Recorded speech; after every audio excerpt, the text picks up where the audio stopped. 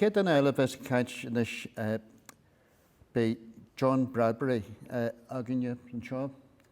Tá John a go le Lord live is céimi staide agus úidir dul sí Apple Tree Press leor a chuid dar teideal Celebrated Citizens of Belfast agus nóia bhí Robert Shipboy McAdam archan acu. Tá go leor taithí ag John maidir le scéalta nuachta agus gré ailte scríú do nuachtain agus de irisí agsúla, agus te go leor creaaltaí teanta aige réim sin na nálín réon ábhar ceáil, cultartha agus staire. John is a history graduate and an author of Celebrated Citizens of Belfast, which was published by Apple Tree Press and naturally included Robert Shipboy McAdam. John has much experience in news and features writing for various newspapers and magazines, and has broadcast extensively in the arts on a range of musical, cultural and historical topics. He has also given many history and literature talks at Queen's University and in the community, and has tour guided for the Linen Hall Library throughout the Linen Quarter. John is currently taking the Green Badge tour guiding qualification, and he's glad to be here with us in Untitled to talk about the renowned figure of Belfast life, Robert Shipboy McAdam. John Bradbury.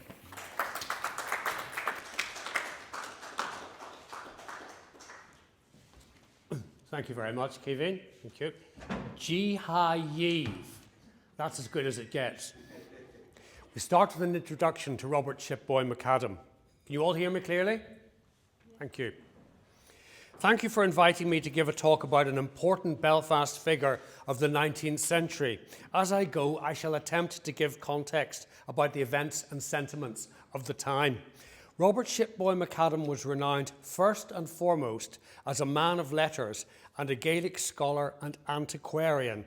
And as a businessman, he established the Soho Engineering Foundry in Townsend Street with his brother James in 1833.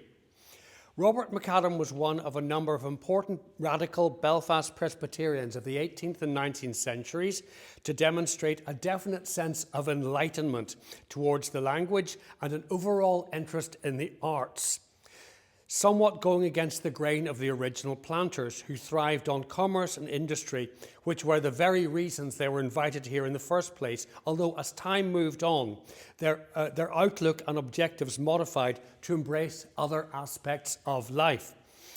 During the late 18th and early 19th centuries in Belfast, radical politics were succeeded by an equally passionate concern for cultural antiquarianism and a desire to secure and promote the use of the Irish language. This was in keeping with how the well-to-do of radical Presbyterians of the time thought. They were interested in the same spirit of égalité, fraternité and liberté, upheld to a certain extent in France, of course, and indeed America, and they believed passionately that all Irish citizens should have the same rights and freedoms from restrictions like the penal laws that had dogged both Roman Catholics and Presbyterians for over a century, and as United Irishmen, they wanted equal representation for all in a national government. This was seen as part of a new way of thinking, and the European-wide movement of enlightenment was initially promoted by politicians and philosophers and then adopted by the well-to-do throughout the continent. In Ireland, the United Irishmen may have been defeated, but they left their mark and change was in the air. In Belfast, this enlightenment manifested itself in the establishment of the Belfast Reading Society, which became the Belfast Society for the Promotion of Knowledge. This became the Linen Hall Library. The Belfast Natural History Society reflected new interests to counter the growing industrial revolution in the town. And back to the Irish language. First and foremost, through these influential radical Presbyterians, the Gaelic Revival emerged because Irish was still used as a spoken tongue throughout the island, both in the towns and also in rural, isolated areas. Still, education and the need to read and write was taking hold, and amongst those educated, English had become the dominant spoken and written language. It was felt that the Irish language could be lost if industry, spearheaded by Scottish and English planters, took a hold to the exclusion of all else. The Gaelic Revival continued throughout the island during the 19th century, and Robert Shipboy McAdam played no small part. Indeed, this passionate campaign is epitomised and reflected most in the life of this man. Now, some background to McAdam himself. Robert McAdam was born in a Presbyterian middle-class household in 1808. At the time, Belfast had a population of 20,000 and had developed into a port and urban centre that embraced commerce first and foremost, and was starting to flex its industrial muscle. The McAdams were planters who arrived in Belfast during the second wave of settlement. The plantation was the English Crown's attempt to develop, civilise and control the northeast of Ireland. Just to go back, Queen Elizabeth I was determined to stop Spain and Portugal grabbing the British Isles by the back door. It was an era of empire building. Robert McAdam's ancestor, Captain John McAdam, played a part, according to the historian George Benn, in the capture of Belfast by the Scotch in 1641. The McAdams arrived in Belfast, to a town where the Chichesters owned more or less everything. This changed somewhat when the 5th Earl of Donegal, also known as the First Marquess, granted 99-year leases, which paved the way for more industry and a rapid rise in population as people flooded into the town for work. The Presbyterian middle classes, with their practical skills and industry, were able to establish themselves alongside the Anglicans. Next, the McAdams and business. Robert Shipboy McAdam was born at the family home in High Street, a respectable and to a certain extent residential area at the time. His unusual middle name was his mother's maiden name, which is an old Ulster custom, of course. She was Jane Shipboy from Coleraine. The family lived 2 doors from Bridge Street, where they lived above the business, as was quite often the custom at the time. Robert's father, James, ran a successful hardware business. A little background, I don't know for sure, but it is very likely that the shop premises wasn't numbered or named. A coloured board above the shop front would have had an illustration of what was sold within, because still so many people did not read and write. Robert was educated at Belfast Academical Institution and is said to have spoken and written 13 languages and been familiar with more. I'll trace his cultural achievements shortly, but suffice to say, when he left school, Robert entered his father's hardware business. After his father died, Robert and his brother James developed the business. In 1833, they moved to 18 College Square East, which was a more residential part of the town by that stage, and opposite Belfast Academical Institution. An Ulster History Blue Circle plaque commemorates Robert on this site, which now houses Stokes House. In 1834, the brothers formed the Soho Foundry with other business associates. The foundry produced steam engines, water wheels, pumps and turbine engines, which were used in Belfast's growing textile industry. Much of their business was overseas, and in 1849, Robert went to Cairo to deliver a set of large cast iron windows for the palace of an Egyptian prince. He learnt Arabic as a result of the trip.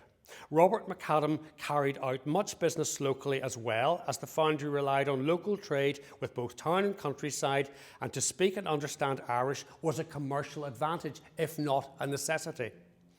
The foundry itself was situated in 1.5 acres on Townsend Street, near Boundary Street in the Lower Shankill area. At one stage, as the names of the street would suggest, this would have been the outer perimeter of the town to the west. At one stage as well, the thriving business employed 250 people, but the premises went up for sale by private contract. Engines, machinery, tools and other contents were all for sale, as were the smithy, large yards and an engineering and moulding shop as well, but we'll get to that later on. Like other Presbyterian industrialists of the time, he saw no conflict with both loyalty to the Crown and the encouragement of the Irish language. Belfast Academical Institution taught Gaelic when he was a schoolboy, as did its rival Belfast Academy. Robert's involvement with the Irish language dated back from school. He was taught by the Reverend William Nielsen, a Presbyterian minister who taught at the school, whose aim was to underline the liberal and tolerant qualities of the Presbyterian ethos. As it was, Belfast Academical Institution was open to all religious denominations. Indeed, at both the institution and Belfast Academy, Irish language and literature were regarded as important and actively promoted. Irish was still the functional language and was in widespread daily use at this stage, in the streets of Belfast and also in rural areas. This was part of the drive behind teaching it. The Irish language was used in trade, commerce, as well as market fairs, and as it was perceived as important that the sons of the well-to-do acquaint themselves with the native tongue. Reverend Nielsen was a polymath of his time, as of course was Robert Shipboy McAdam. A minister, he also wrote an English grammar that was used in Ulster schools, and in 1808 he wrote an introduction to the Irish language in 3 parts: original grammar, familiar phrases, and dialogues and extracts from Irish books and manuscripts. This raised his profile, and he was elected as a member of the Royal Irish Academy in Dublin, and then took on more teaching posts, including as head of the classical school at Belfast Academical Institution. So he kind of used his knowledge of Irish as the opportunity to teach Irish, Greek, Latin, Hebrew, and Oriental until his death in 1821. He was a major figure and a man Robert McAdam would have encountered when he was 10. Belfast Academy's Irish teacher was a former hedge school teacher called Patrick Lynch. And I'll just break off and talk a wee bit about hedge schools, not for too long, don't worry folks. Just to say the hedge schools basically came about because with the penal laws, you had the need for proper education for both Catholics and also Presbyterians. The hedge schools would have taken place in barns and in people's houses, and they would have had just been the rudiments of writing, arithmetic, and reading, and then there were bardic schools as well, whereby there would have been an emphasis on the Gaelic. Young Robert McAdam was obviously a talented, intelligent young man, very interested in language and culture, but he couldn't achieve it all on his own. One of the most important figures in his life, and also in the Gaelic Revival, was Dr. James Mcdonnell. A little bit on him. He was born in the Glens of Antrim. He had a Catholic father and a Presbyterian mother, and due to the penal laws, he had to go to a hedge school, so-called, as I say, we've touched on that. McConnell then attended David Manson's co-educational liberal school in Clugston's Entry, off Donegal Street. David Manson was an autodidact, determined to help anyone who wanted an education. James Mcdonnell had Mary Ann McCracken and her brother Frank as classmates. Mary Ann McCracken, of course, being the sister of Henry Joy McCracken, United Irishman. After school, he studied medicine at Edinburgh University, McDonnell, and came back to Belfast in 1784 and set up as a physician in Donegal Place. There's an Ulster History Circle blue plaque there to him at number 15.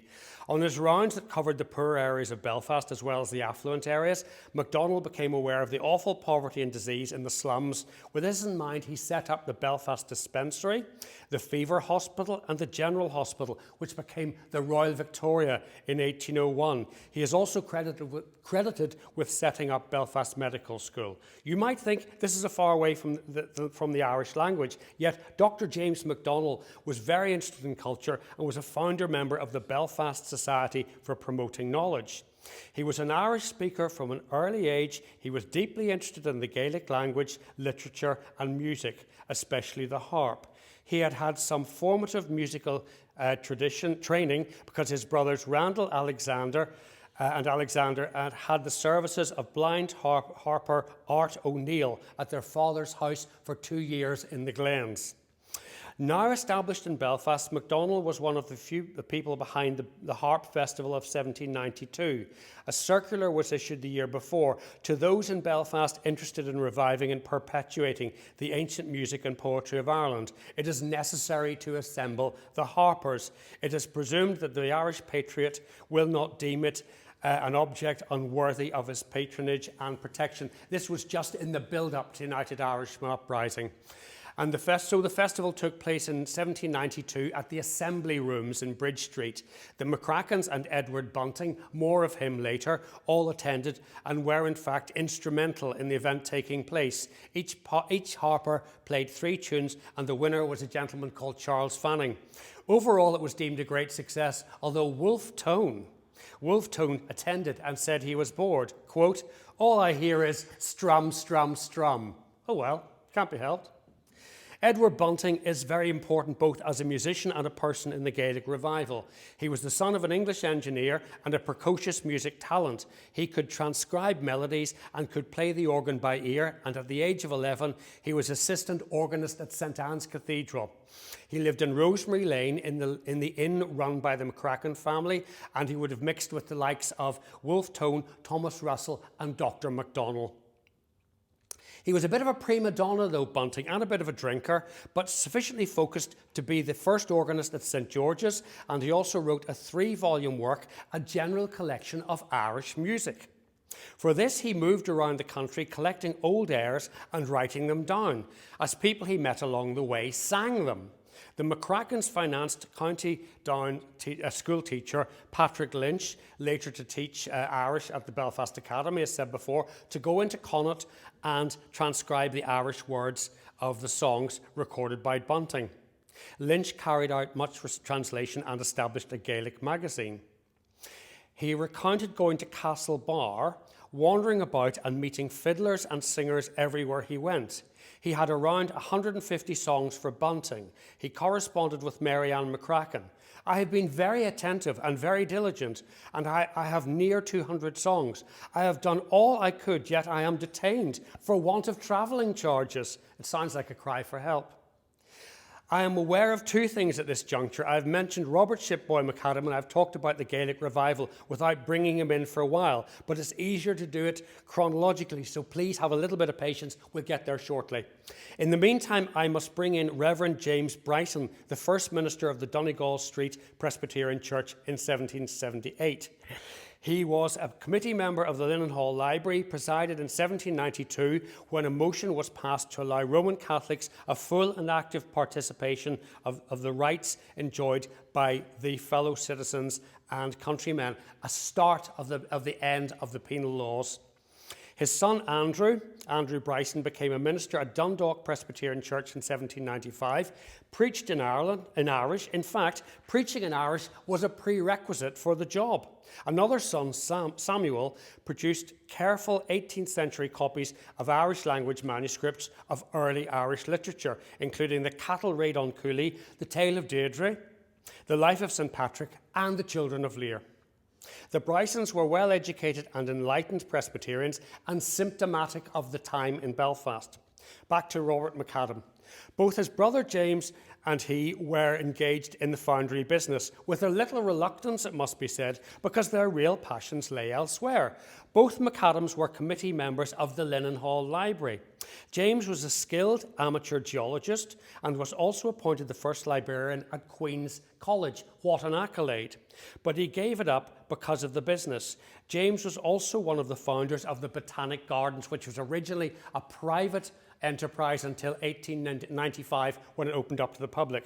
Robert McAdam spent much time in the Glens of Antrim. The area remained a bastion of Irish language and folklore, and he explored the area in the 1830s to record Gaelic songs and stories. In 1826, 18-year-old Robert and James Mcdonnell appeared as lecturers in the same evening at a meeting of the Belfast Natural History Society.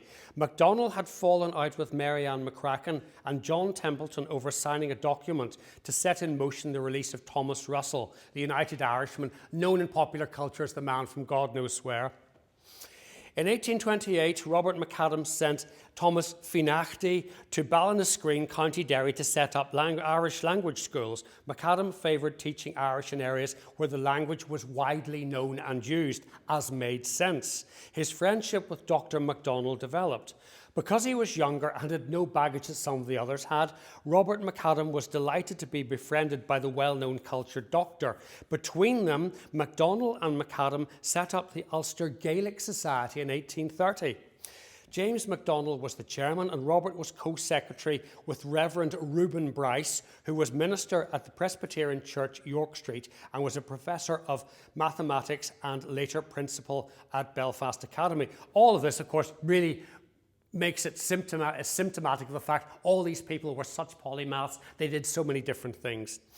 There was support for the society from an unlikely source. Lord Downshire, the third Marquess of Downshire, acted as patron to the Harp Festival, and the fourth Marquess's brother, Lord George Hill, was fluent in Irish and collected manuscripts. Reuben Bryce was a friend of Maria Edgeworth, famous for the novel Castle Rackrent. The Ulster Gaelic Society's first publication was Forgive and Forget, and Rosanna, and the publication was dedicated to Lord Downshire. So, the Gaelic Revival was gathering apace by the 1830s, and another indication of this trend was when Belfast Academical Institution, now Royal Belfast Academical Institution in 1831, thanks to King William IV, reintroduced Irish in 1833 to the curriculum under the recommendation of the board, and was chaired by which was chaired by Dr. McDonnell, and had as secretary Robert McAdam's older brother James. Irish scholar Thomas Finachty was appointed professor of Irish at the school. The main reason for Irish being taught again was to aid candidates preparing for the Presbyterian ministry. The Synod of Ulster had passed a law making the study of Irish imperative. At the same time, language revivalist Philip Barron founded an Irish language college in Waterford. He also launched a magazine called Ancient Ireland that ran for a few months in 1836, and Lord Downshire, the president of the Ulster Gaelic Society, wrote to Barron to congratulate him. At the same time, Thomas Finachty wrote to Ancient Ireland bemoaning the shortage of textbooks in Irish. They decided to take matters into their own hands, however, and Finachty and Robert McAdam combined to produce an introduction to the Irish language intended for the use of Irish classes in the Royal Belfast Academical Institution. You can't get more direct than that. And McAdam is quoted as saying, "The outcry for books is very great indeed, and let us not allow the enthusiasm to evaporate lest it might be more difficult to revive." By now, Robert McAdam was getting more and more involved in Belfast cultural life. He was secretary 3 times at the Belfast Natural History and Philosophy Society. He was treasurer as well. And in 1845, Robert was greatly saddened by the death of his friend and mentor, Dr. McDonnell. McAdam called him an intellectual giant of the day. High praise indeed.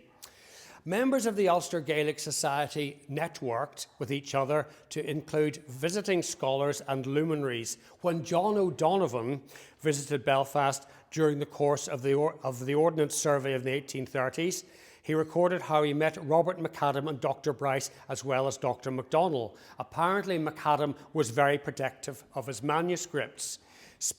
Of which, I'll now turn to Robert McAdam's life as a collector of manuscripts and folklore. Robert and his brother James had taken over the family hardware business in 1831, developed the foundry, and also continued to build on their education. Both made major contributions to Belfast's quality of life and cultural ambience. By this stage, Belfast was presenting a very positive picture.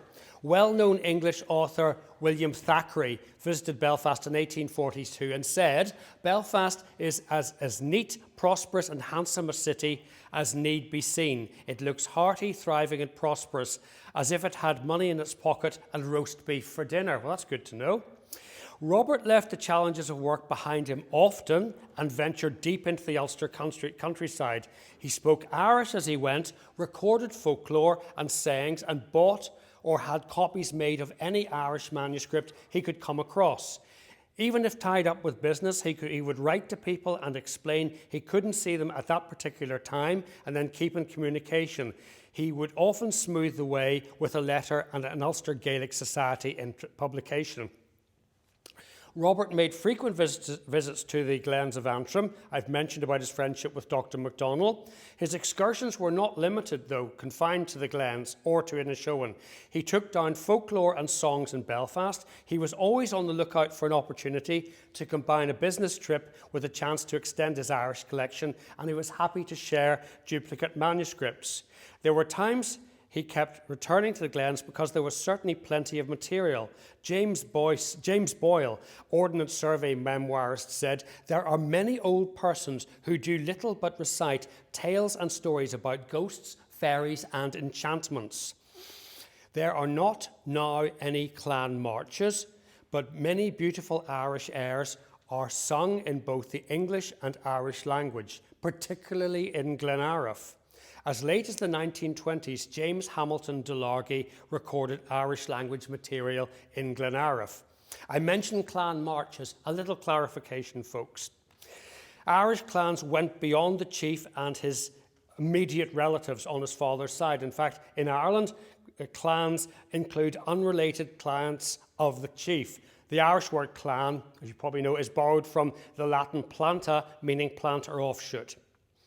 The Gaelic Revival brought the clan culture back into popularity, and in 1940, Edward MacLeisacht, Chief Herald of Ireland, drew up a list of 240 Irish clans. Moving on, home mission, education, and controversy. Away from McAdam, there were plenty of other things happening at the time that merit mention, not least the Bible War of 1842 to 44, as it was billed.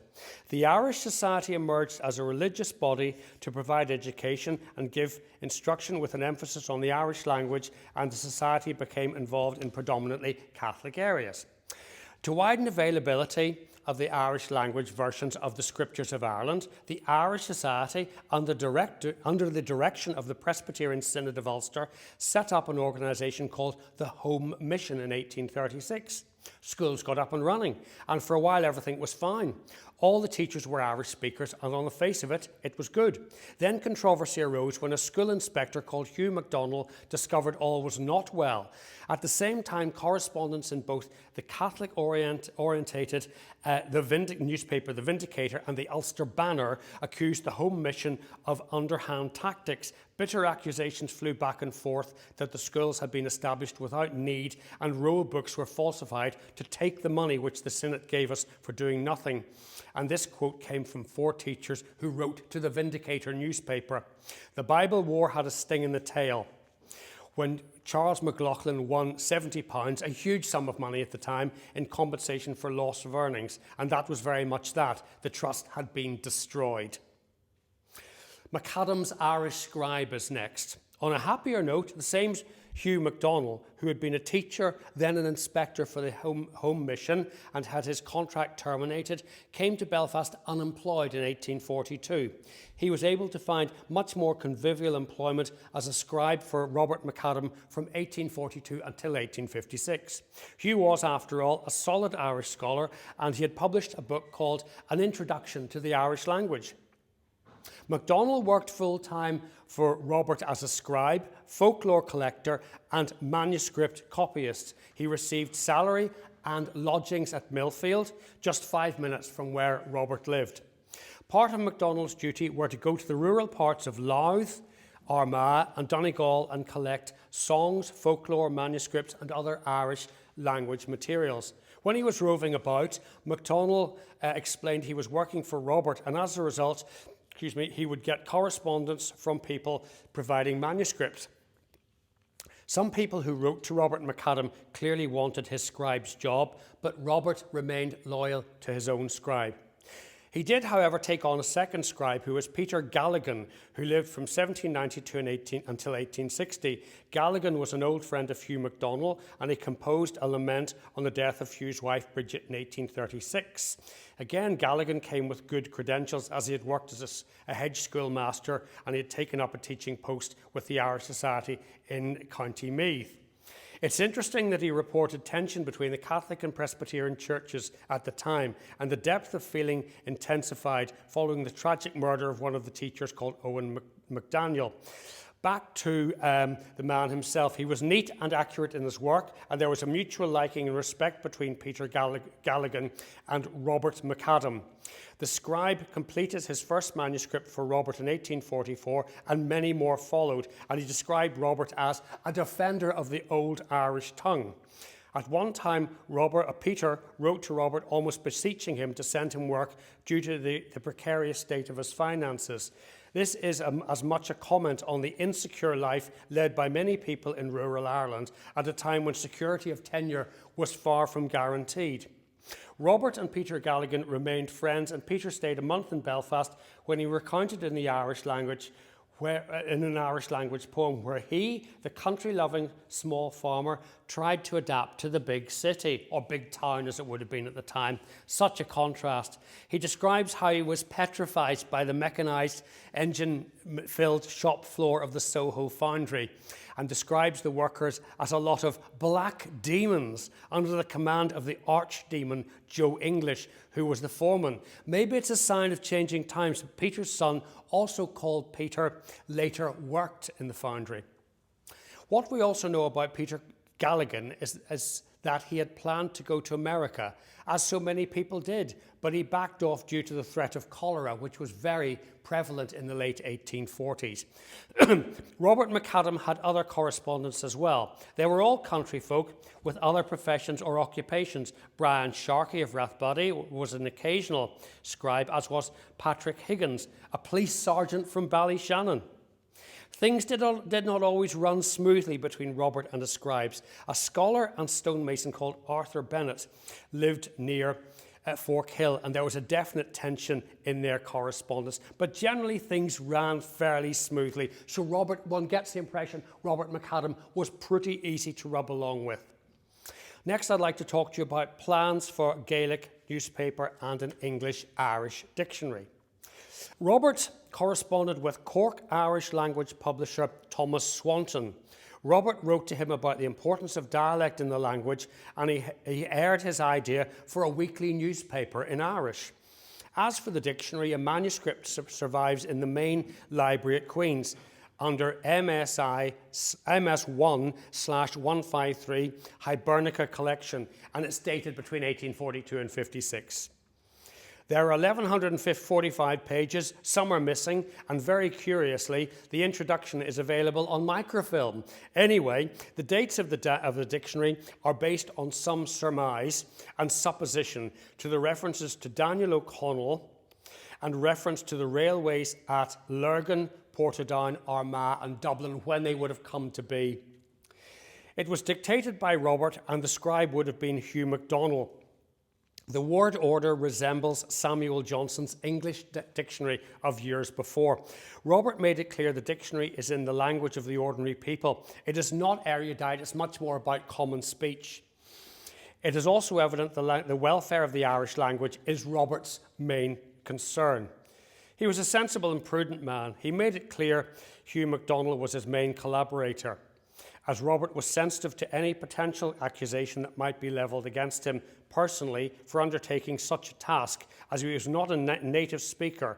In anticipation of such criticism, he declared, "I did not begin this work until I secured myself a trusty assistant, namely Hugh McDonnell, a native speaker of Irish from his youth, who has comprehensively studied Gaelic authors, and as well as being a poet in his own right, he is esteemed by one and all throughout Ireland on account of his expertise in the Irish language." Okay. The dictionary, which I've looked over a little bit, sets out the English word in one column, and then followed by the Irish word that corresponds, and followed by examples in English and Irish of how it might be used in a sentence. It was as much an Irish lexicography as a dictionary, and what a great achievement. Next, Robert's other activities. In the midst of all this activity regarding the Irish language in the dictionary, Robert was kept busy with the Soho foundry. Bear in mind the Industrial Revolution was starting to have a major effect on Belfast commercial life at this time in the 1840s and 1850s. The Soho foundry had a workforce of around 250 full-time staff, and among the manuscripts now preserved in the library at Queen's University, there are 2 receipt books in Robert's hand that contained details of commercial transactions with customers in Leeds, London, Liverpool, as well as Paris and Cairo. It was often necessary for Robert to travel on business, and much as he would have enjoyed this, it was time-consuming and exhausting. He was also involved, as I'd mentioned before, with the Belfast Natural History and Philosophical Society, and in 1852, he and his brother James were invited to organise an exhibition in Belfast for the British Association for the Advancement of Science. So he just was absolutely run off his feet. They did like an exhibition, the Victorians. The Great Exhibition of 1851 had gone down well, and this gave them a sort of a taste for more and more. As it was, the exhibition took up much of Robert's time, and his Cork friends were perplexed by his silence. Thomas Swanton, as mentioned before, had written to urge McAdam to set up the monthly Hiberno-Celtic magazine they had talked about. Swanton wrote to Robert to reproach him, and also wrote to their mutual friend John Windell on the very same subject. Eventually, McAdam did get round to writing and explained he was just exhausted. His time was taken up completely. In his descriptive catalogue of the collection antiquities, which accompanied the 1852 exhibition, it was stated that the main aim was to enable strangers from other countries to judge for themselves of the nature and extent of our ancient civilization. Okay, so Robert was also involved in the Journal of Archaeology, and the first volume of the Ulster Journal of Archaeology was published, edited by Robert. He remained editor from 1853 until 1862, and he made sure that the journal was wide-ranging, anecdotal, and interdisciplinary. Basically, he appealed to all aspects of culture, indicating the polymath he really was. In some ways, this period around the mid-19th century represents the zenith of Robert Shipboy McAdam's influence and achievements in the fields of local culture. The Ulster Journal of Archaeology survives to this very day. The John O'Donovan Queen's College. In 1849, the chair of Celtic Studies was created at Queen's College. John O'Donovan was appointed at the monumental salary of £100 a year. He was published the grammar of the Irish language and had much experience in topography, Irish place names and manuscripts. No full-time students at the time, but there were 6 lectures in the summer term on a variety of subjects, including early Irish language, literature and history. McAdam attended the lectures. He wrote to his court correspondent Thomas Swanton to express delight at O'Donovan's appointment, and goes on to say he has tried to get O'Donovan to start up an Irish language monthly, but that didn't happen, and they remained friends, John O'Donovan and Robert Shipboy McAdam. The later years of McAdam.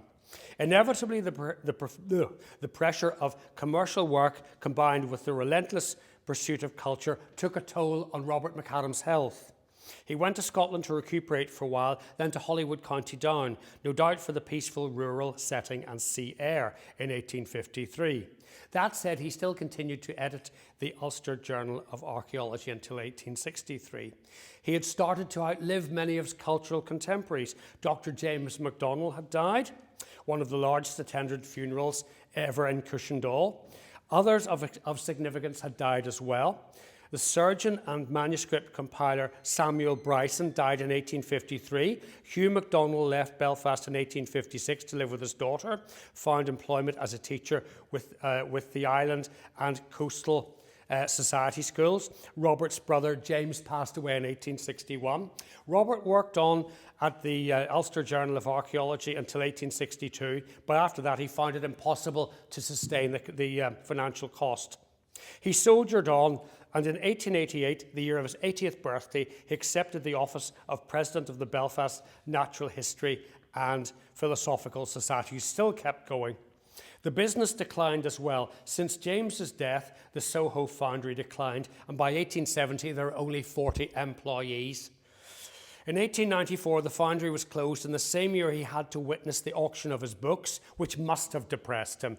In 1889, he had also had to witness the breakup of his extensive manuscript collection.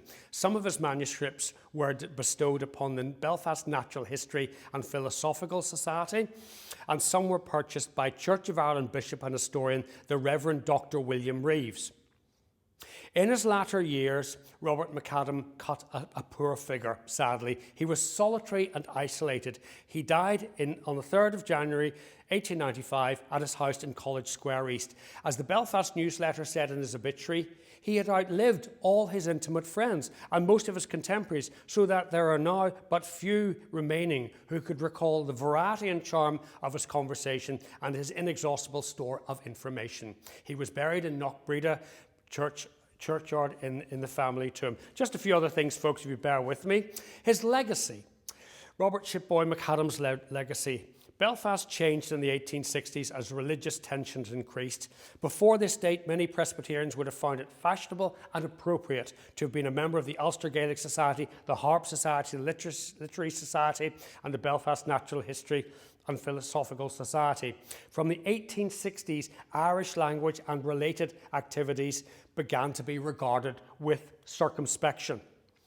We can compare Robert to Samuel Ferguson, who complained without result to Queen's once the Celtic chair was left unoccupied. Ferguson was born in 1810. He was a successful barrister, eventually a Queen's Counsel, and he travelled throughout Europe.